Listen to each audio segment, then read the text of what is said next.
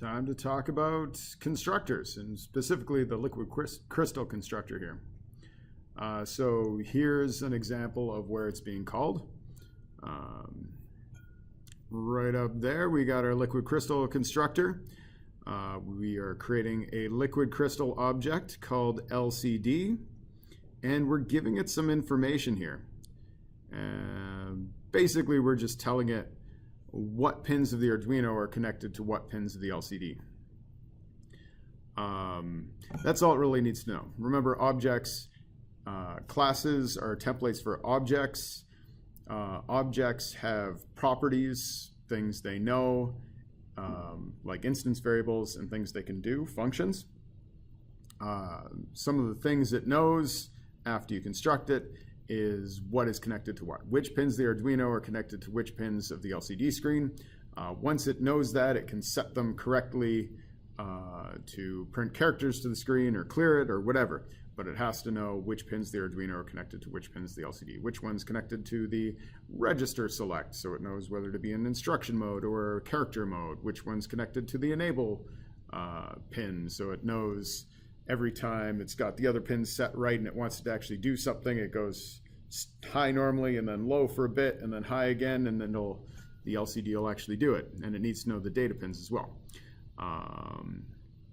This is exactly how it works. So this is which pin of the Arduino is connected to D4. You know how on our little thing here you got D0 through D7. This number is which pin on the Arduino is connected to D4, and then this is which one's connected to D5, and then this is which pin on the Arduino is connected to D6, and this is which pin's connected to D7. If you wanted to figure this out, a really great place to go would be the Arduino website, shockingly. So again, this is easily linked from the LiquidCrystal page we saw before. You could also just look up LiquidCrystal Constructor Arduino. And this is the constructor we use in the Crystal Ball project. So notice we tell our LiquidCrystal object which pin's connected to the register select. So remember, if that's low, it's in instruction mode, and if it's high, it's in character mode. Knows which pin's connected to the clock enable. Tell it to actually do the thing the other pins are set to if you do that, and then which pins the Arduino are connected to which of these data pins.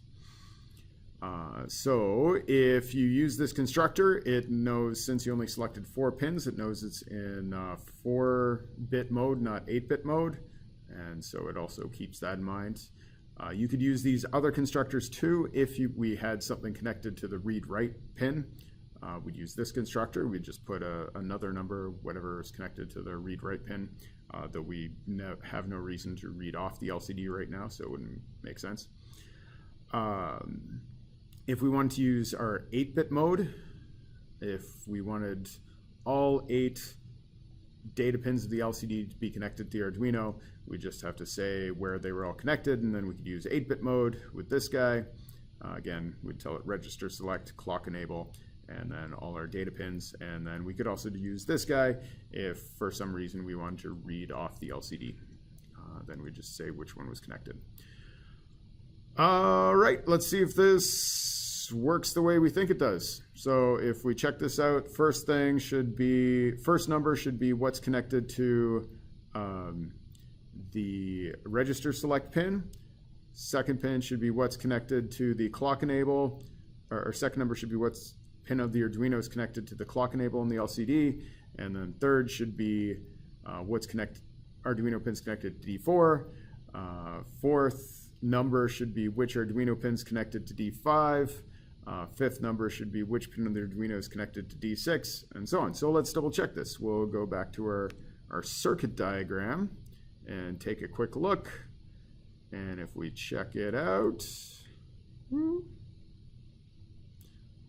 the first number in our constructor was 12, and that is connected to a register select, so that pans out.